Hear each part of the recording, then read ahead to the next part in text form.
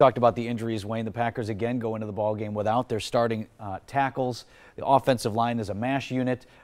We came out okay, but we can't do this much longer, right? Yeah, no, I think they've got to get those tackles back on the field, but I thought it was a good performance last night. The opening drive set the tone. The Bears won the toss, elected to receive, or elected to defer their decision to the second half. The Packers received for a change.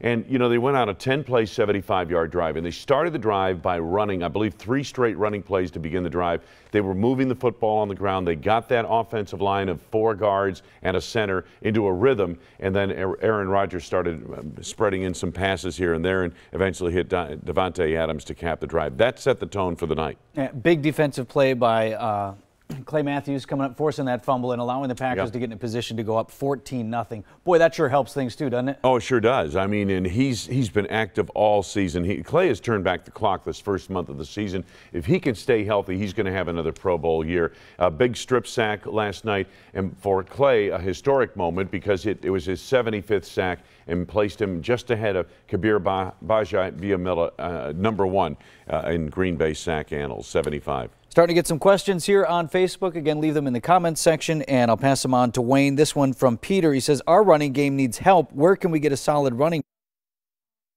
Had a nice performance from a couple of the guys who were filling in. Yeah, Aaron Jones came on and I thought did a pretty nice job. 13 carries, 49 yards, and that's not bad at all.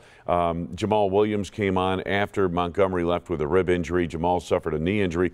I don't know what, how much of a knee injury or how long he'll be out, but Aaron Jones, who led the team in rushing in the preseason, I thought did a nice job last night and came on. And this is a rookie who has some scoot about him, and I think that he's a guy who might be able to be effectively carry that torch for them. Moment a lot of fans are talking about still this morning was the hit on Davante Adams in the third quarter.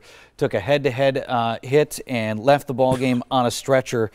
Pam was asking if you have any information on how he's doing this morning, Wayne. Well, our reports last night were that he was at the hospital. He had feeling in all extremities, that he was being evaluated for concussion and a neck injury.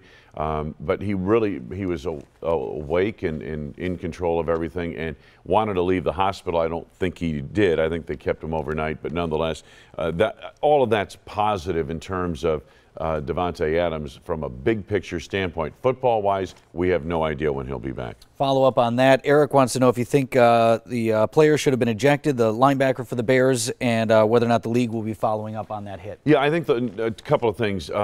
Yes, probably should have been ejected from the game, but you have to understand these plays are bang, bang, and the whistle had not sounded. From what I understand, the whistle had not sounded.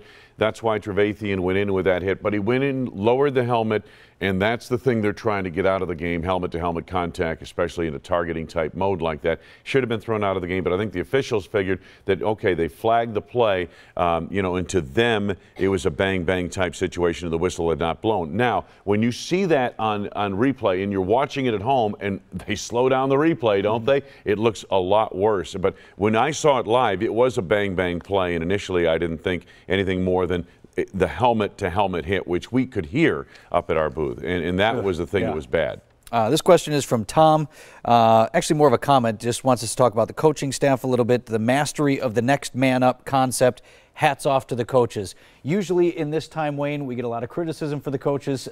Tom wants to compliment them on having guys ready to go. Yeah, and I think really on a short week to get an offensive line, and they knew they weren't going to have, early in the week, they knew they weren't going to have Bulaga out there. They knew they weren't going to have Bakhtiari. So they were putting together this offensive line with 4 guards and a center. They knew that's what they had to do. I think James Campen and his staff did a nice job, the offensive line coaches. And I think the coaches in general. Now, thank goodness 3 of these 4 games with all these injuries have been at home, and the Packers have won all 3 home games. But nonetheless, I think they've done a marvelous job with their resources. And the Packers in this first month of the season, the games they've won, or at least 2 of them they've won with depth. Nathan asking about the injuries. Are the injuries a result of poor strength and conditioning? Is there more that the team could be doing to protect these guys? No, they're doing everything they can do. Every team, is in this situation. Some are luckier than others, and it's a matter of luck. Injuries, this is a contact sport. You're going to have injuries. And no, the Packers take every precaution they can with their players, and they train as well as any team in the league. So, no, that's a cop-out. It's not the conditioning staff that's at fault here at all. No one's at fault. Judith, take a poll on the atrocious white uniforms. I guess we know where she comes down. Not that it's a particular of I interest kind of to like you, them. but I remember us talking about that Yeah. last year. Of the Color Rush uniforms, these ones seem okay. Yeah, yeah. They could have gone all green. That wouldn't have shown Right. up. They could have gone yellow. That would have looked like a, magic marker. But I think they look good. The helmets and the green numbers, the green trim, I think they look great for Color Rush. There certainly are worse ones out there. This one from Sarah. With the delay in the game right before the second quarter, do you think it played a part at all in injuries since the players had to, they go back in the locker room? I'm sure they did things to try and stay loose, but they have to go back out and go through warm-ups again. Interesting point. Yeah, maybe. I don't know, maybe. But both teams came out. They had time to loosen up and get ready to go. So, I'm